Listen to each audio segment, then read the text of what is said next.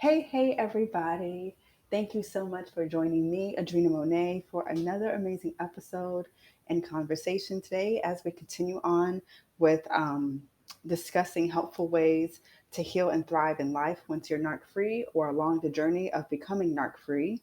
And I wanted to also take a moment to just thank every one of you that chimed down in the comments below on part 1 of this conversation. I appreciate you all so much for your feedback and otherwise. And so I'm thankful that the points I shared in part 1, which I'll link above right about now, I thank you all for just sharing with me how various points I made and shared resonated with you and all of that. So without further ado, we covered 4 points in the first portion of things.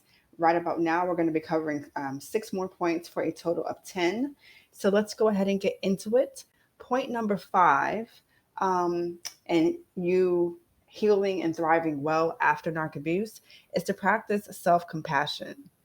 Now, there were many red flags and just other, excuse me, there were other things that we just missed, ignored, all of the above, as far as um, being raised in a narcissistic family or having a counterfeit friendship, counterfeit marriage, counterfeit relationship with a narc sociopath.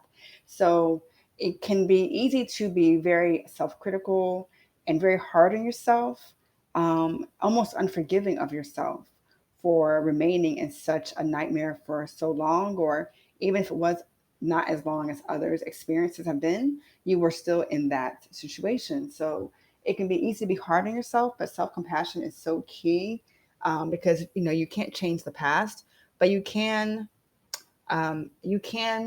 make better progress in life by choosing from this very moment to honor yourself through honoring yourself and establishing boundaries and establishing proper standards for every facet of your life. And so practice self compassion with yourself.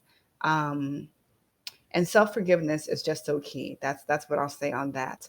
So that's number 5. Number 6 would be to pray for, discern, and reach out to a select few people who you can who you can confide in, and who have also walked this journey of recovery and healing, and will be helpful along your journey as well.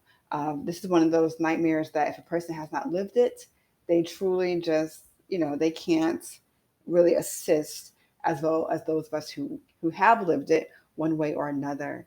And having somebody, even one person, to walk alongside your journey of healing and recovery is so crucial. I know from firsthand experience because I felt incredibly lonely. Um, once I was no longer in that toxic counterfeit friend group that the narc is in and all of that. And, with the smear campaigns simultaneously going on, it was a lot. So I learned who was for me. And of course, the majority who are not for me, they themselves are sorry pieces of nothing anyway. So that's that on that.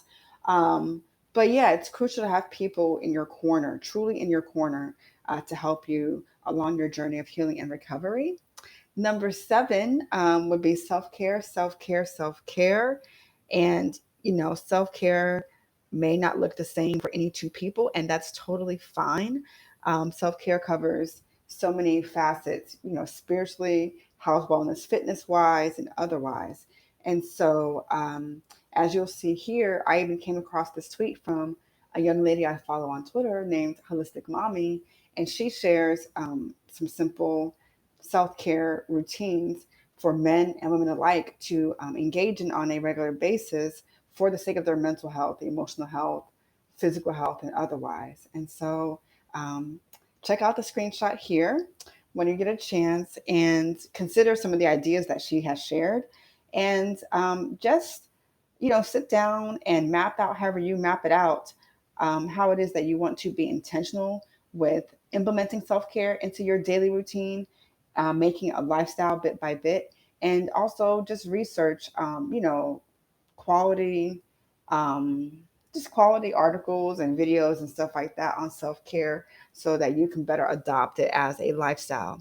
And then number 8, which can be a little bit tricky, but I think it's also only as tricky as we allow it to be, would be purging your home, your car, etc. of whatever it's possible for sure, whatever is undeniably possible to rid your life of as far as the sociopath goes.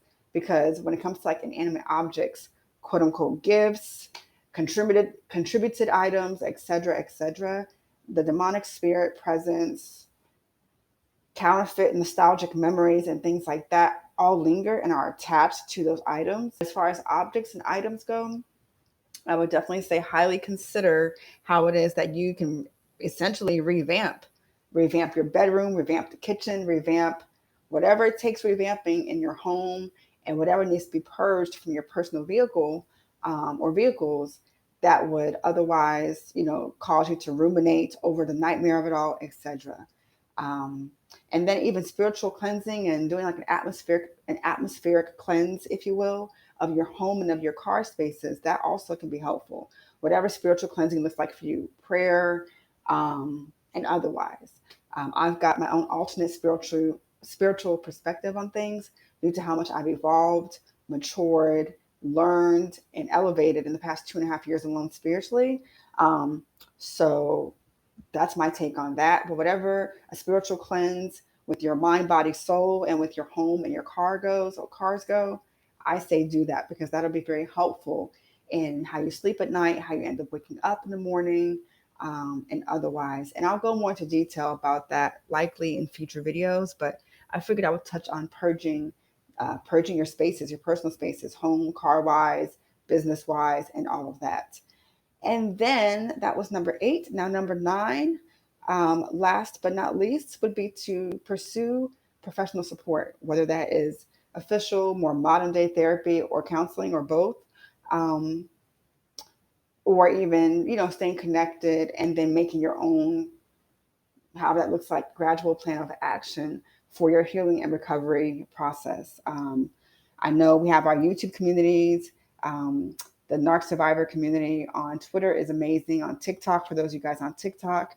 And then, of course, I know quite a few of our faves also provide um, amazing, well-rounded therapy and or counseling sessions. And so whatever pursuing professional and qualified support looks like for you, I say go for that as well.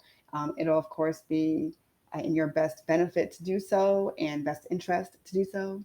And so, yeah, I think that's pretty much all I've got. Those are the 6 points today. Practice self-compassion, pray, discern, and reach out to a select few people that you can actually confide in and who have your best interest at heart in wanting to see you healed and thriving well. Self-care, self-care, self-care, purging your home spaces, your car, business-wise, etc. And then, of course, pursuing professional support. So, again, as always, I want to hear from you guys down in the comments below. What has resonated with you from this conversation, and what you've actively done and are even considering doing to further move forward well in life and all of that. So let me know in the comments down below how this video has impacted you, and I'll respond as soon as I get the chance. I thank you all so much for I just thank you all so much just for being amazing and being so much of a part of my own personal journey along all of this. So my name is Adrena Monet, and I'm signing off, and I'll talk to you guys again real soon. Peace, peace.